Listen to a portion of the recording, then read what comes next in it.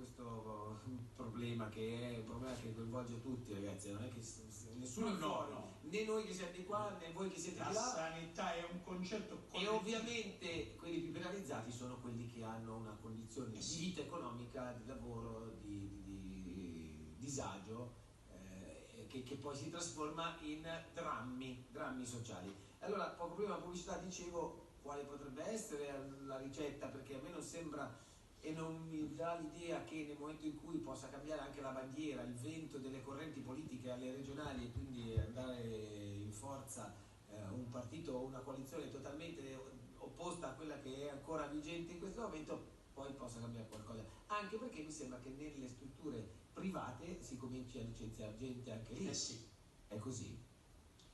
Ma certo, è un dramma un po' sommerso, perché il personale sanitario molto spesso è fortemente inibito, per cui non scende in piazza a fare le battaglie per difendere i propri diritti, perché sono anche impauriti.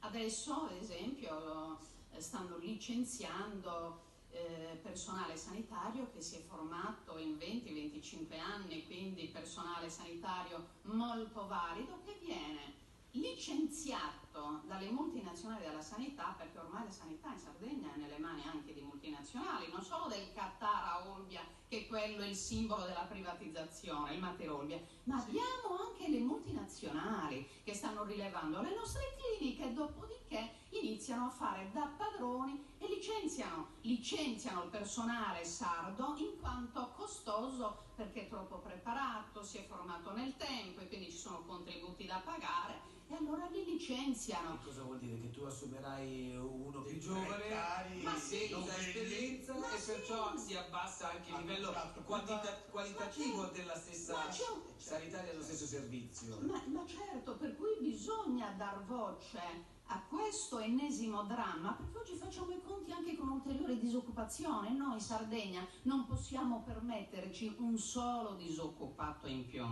e allora, siccome queste multinazionali sono sponsorizzate dal sistema sanitario pubblico che paghiamo noi cittadini sardi, dobbiamo chiedere conti, è la politica che qui deve chiedere conti. Quindi praticamente ministri, presidenti, assessori devono essere coinvolti in questa critica. È ovvio che noi qua, come sempre abbiamo fatto, chiariscono anche il loro ruolo, anche a dare voce alla controparte, cioè nel senso lo spazio per rispondere a tutto quello che stiamo raccontando, che Claudio Zucchetto sta raccontando in questo momento, esiste, perciò chiunque, a partire dall'assessore Arro in giù, chiunque voglia passare a dire la propria può. Però sono anche cose serie, no, sono cose e anche drammatiche per un verso, per cui stiamo parlando del paziente. Bene, però nel momento in cui tutto questo è alla luce degli occhi di qualcuno, poi dopo sappiamo come funziona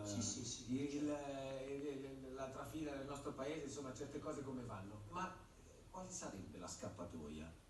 La scappatoia deve essere ma l'alternativa per i sardi, perché noi in Sardegna, da quando siamo stati, da sempre, cioè nei 70 anni di storia dell'autonomia, abbiamo sperimentato tutta la politica italiana nei suoi due blocchi, di centrodestra e di centrosinistra, e sono stati funzionali l'uno all'altro. C'è stato sempre un processo di continuità, al peggio, perché la Sardegna è stata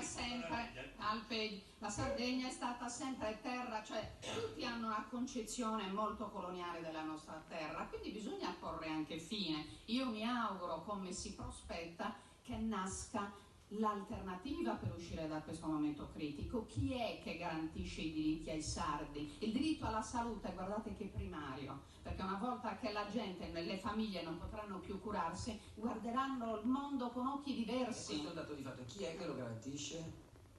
Bisogna essere però oggi c'è la domanda, la lasci sospesa, non c'è la risposta. No, io credo che sia anche imminente una proposta che nasce non sui tavoli dei partiti politici, ma una proposta che sta partendo dai territori in lotta. Noi abbiamo in Sardegna una situazione di fermento e di ribellione nei territori che è qualcosa di incredibile, che non viene colta, ma vi dico, dal problema dei pastori sardi al problema dei nostri ammalati. Noi abbiamo i pazienti tumorali allo sbaraglio, che tempi, le lunghe liste d'attesa che impedisce innanzitutto le diagnosi precoci, perché anche nel problema dei tumori, certo. se i signori che decidono, i padroni della sanità, pensassero poco a poco, e cioè la diagnosi precoce di un tumore è determinante per la vita del cittadino.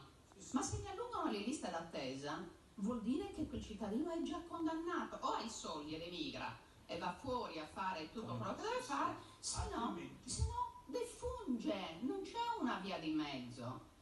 E tutto questo in nome di che cosa? Con l'alibi dei buchi di bilancio. I buchi di bilancio in sanità crescono in modo irrazionale perché più tagliano i servizi ai cittadini, quindi i diritti, più la gente si ammala, ma i buchi di bilancio crescono, quindi c'è qualcosa che non va. Quindi stavi dicendo, Claudia, praticamente che questa nuova coscienza, diciamo questo termine, che i territori, quindi i cittadini, stanno raccogliendo, no? Firmerate, perché la sanità pubblica, quella vera, maiuscola, possa essere l'interprete delle sofferenze di tutti i malati. Il 25 di ottobre Era forse... questo, Claudia. Sì, ma certo, Lo certo. sciopero del 25 ottobre forse è la dimostrazione.